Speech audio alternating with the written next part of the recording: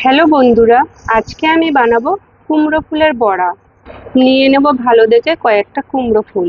এবার আমি কুমড়ো ফুলগুলোকে ভালো করে পরিষ্কার করে নেব। ফুলগুলোকে একটা একটা করে এইভাবে মুড়ে নেব।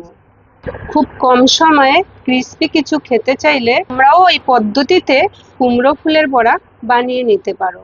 এবার একটা পাত্রে নিয়ে নেব 2 চামচ চালের গুঁড়ো, 2 চামচ বেসন।